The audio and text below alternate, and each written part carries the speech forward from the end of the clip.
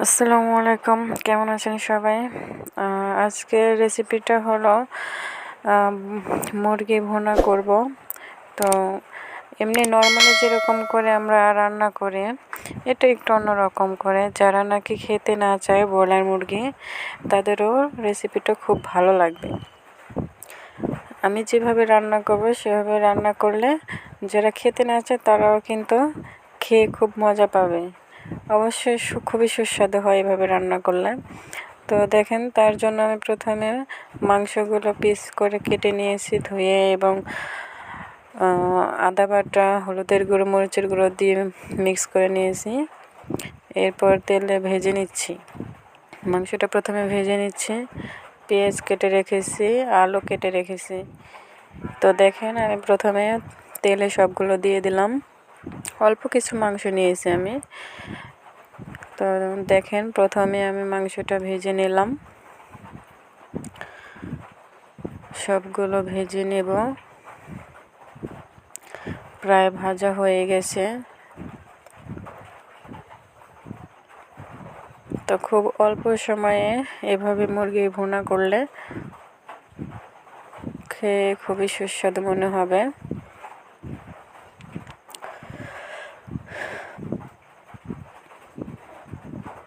তো আমি মাংসগুলো একটা একটা করে উল্টিয়ে দিচ্ছি যাতে অপর পিঠটা ভাজা হয়।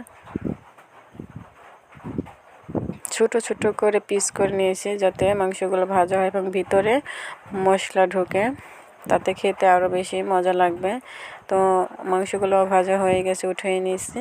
তো ওই তেলের মধ্যে আমি এখন কেটে রাখা পেঁয়াজ মরিচগুলো দিয়ে দিলাম। স্বাদ মতো লবণটা দিয়ে দিলাম এবং নাড়াচাড়া দেব। এরপর কেটে রাখা আলুগুলো দিয়ে দেব যাতে পেঁয়াজের সাথে একটু ভাজা হয়। তো আলুটা আমি মাংসর পরে ভেজে নিতে চেয়েছিলাম, খেয়াল ছিল না, তো পেঁয়াজের সাথে দিয়ে দিলাম। সমস্যা নেই, এভাবে পেঁয়াজের সাথে কিছুক্ষণ ভাজা করলে তো আলুটা ভাজা হয়ে যায়, যার কারণে আলুটা তাড়াতাড়ি সিদ্ধ হয় এবং মজা হয়। তো হলুদের গুঁড়ো, মরিচের গুঁড়ো আমি দিয়ে দিলাম। পেস্টটা একটু লাল লাল করে ভেজে নিয়েছিলাম। আদা বাটা দিয়ে দিয়েছি, একটু রসুন কুচি দিয়ে দিলাম। তো দেখেন কি সুন্দর একটা কালার আসছে।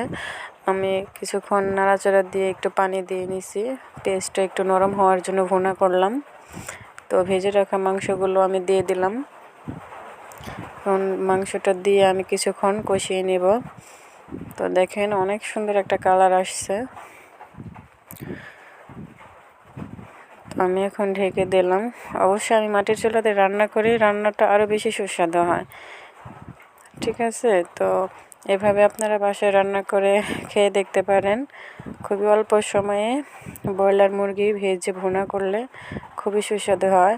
আমি সব মশলা দিয়ে দেওয়ার পর রাঁধুনি মুরগির মশলাটাও দিয়ে দিলাম।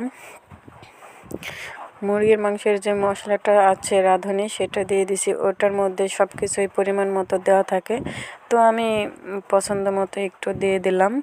তো সেটার কারণে খুব সুন্দর একটা ঘ্রাণ বেরোয়। তো কষানো শেষ, এখন আমি পরিমাণ মতো পানি দিলাম। তো যে যেভাবে পছন্দ করে একটু ঝোল ঝোল রাখতেও পারেন। তো আমি একটু শুকনো করে ভুনা করতেছি।